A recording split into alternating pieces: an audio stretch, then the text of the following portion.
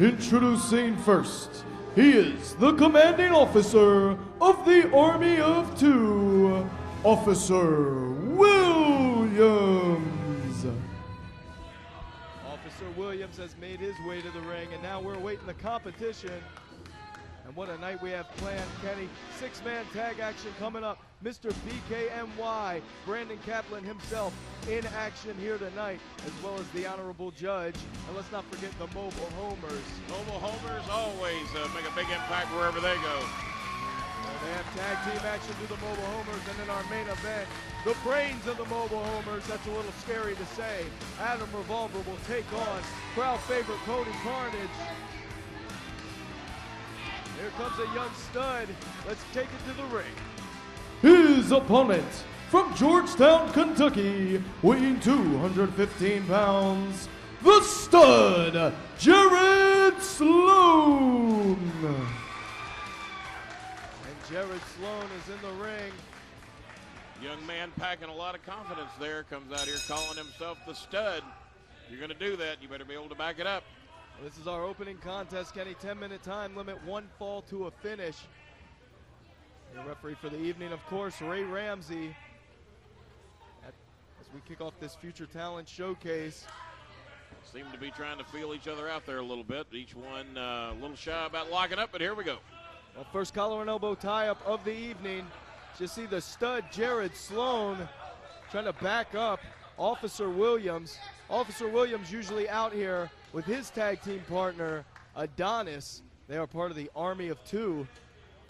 Adonis, the moose out of those two. He's the big boy. This guy here is kind of a leaner, more streamlined version. Conspicuous by his absence is Adonis, but right now I guess the commanding officer of the Army of Two is just an Army of One.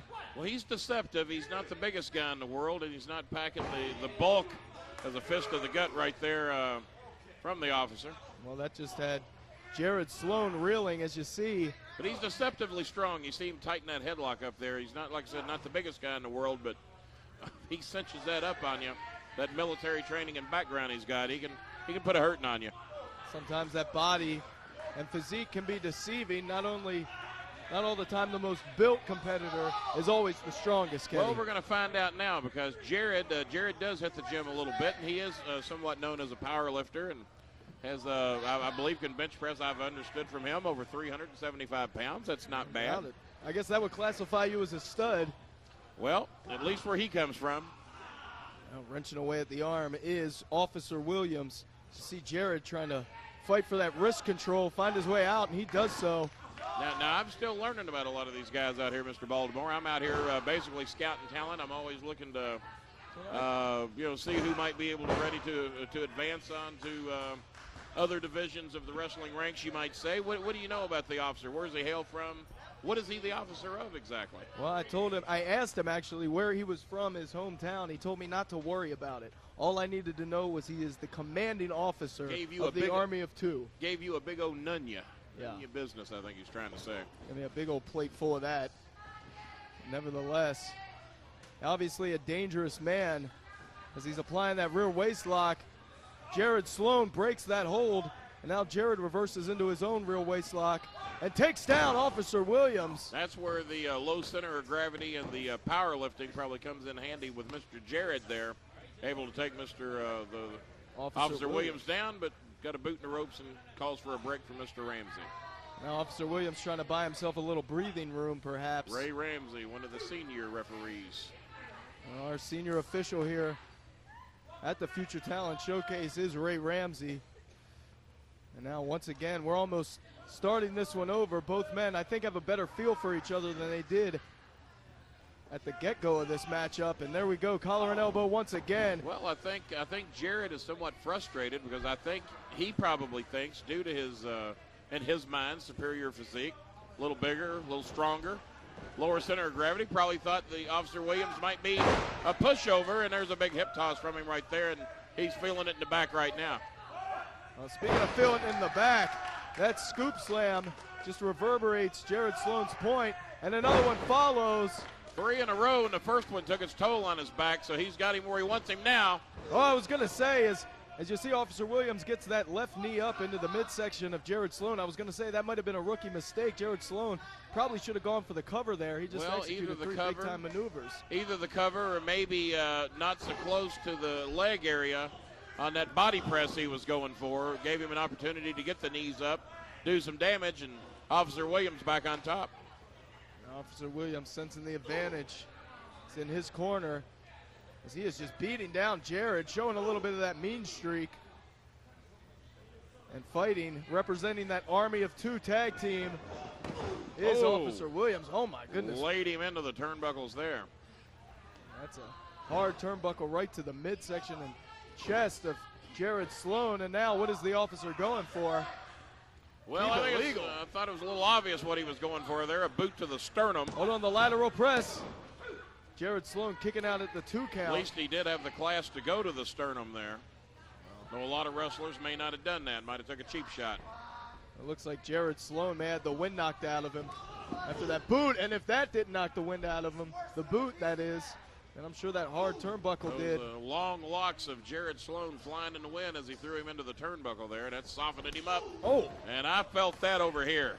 5 minutes gone, 5 minutes remain. Boot to the ribs, and it's taking its toll on him. Well, it appears that Officer Williams has a game plan at this point. He's softening up that rib and chest area of the stud Jared Sloan. Yes, he definitely is, as you see that knee right to the gut of the stud, and now hooking that distant leg does Officer Williams. Gonna take a couple more knees before he gets a boy of that size and stature down for the count. Jared definitely feeling the effects. No doubt about that, as you see. Going for a suplex. Well, I thought he was going for a suplex, but more of a front face power bomb, maybe. What would you call that, Baltimore? Call that a front face suplex. That was a very innovative maneuver. I'll take that. Lateral press. Jared gets that that right shoulder up. Now the far leg hooked again.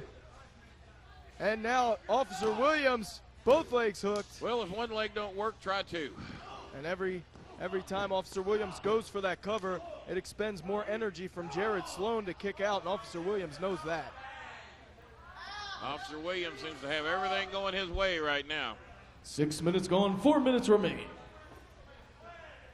We're 6 minutes into this one, and right now Jared Sloan finding himself on the receiving end of an abdominal stretch. Looks like a strange version of the abdominal stretch. Not exactly the one I'm accustomed to seeing, but appears to be working and putting the right amount of pressure in the abdominal area.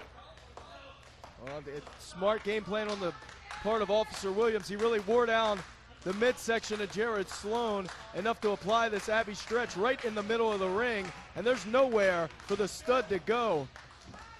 Unless he's going to have to power out of it, and I don't know if he has enough power to do so, and not when he takes a fist to the stomach area there. Well, prior to breaking the hold, Officer Williams able to shut down Jared Sloan. 7 minutes gone, 3 minutes remain. Oh, and Williams missing with that elbow. I don't know if that was instinct that got Sloan up or what, but he is back to his feet, and he is stalking Officer Williams. And Williams now needs to shake out the cobwebs because Jared Sloan just unloading, sending Officer Williams from east to west coast in the middle of that ring. And a spine buster. Don't know if he got all of it. It looks like he got enough of it. Maybe he should have gone for that cover. But Jared Sloan. Once again, that back appears to be giving Officer Williams some trouble. He had trouble with it earlier and seems to be flaring up on him again. Well, Sloan might want to put a couple of boots in that back there and finish him off maybe. Oh, Williams caught in that rope. Holding on to it for dear life is Officer Williams. And you can say what you want about that tactic. It's actually bought the man some time. 8 minutes gone, 2 minutes remain. Well, he's going to have to approach this with a little more aggression now. We're down to crunch time. 2 minutes to go, and he's got to go for a pinfall here. Oh, and that hard kick to the stomach. I can assure you, neither one of these young men wants a draw. Boy, and he has Jared Sloan reeling. Yeah, none of these men want that draw. That's where the bad back come into play. He tried to lift him up and give him a backdrop, but it wasn't there. He didn't have enough power to do so. Well, both the legs are hooked, Boston and the hands crab. are locked. That is a Texas clover leaf. Well, whatever. I call it a Boston crab. You call it as you like. It spells whatever you call it, he's tapping and he gives up. here is your winner, the stud,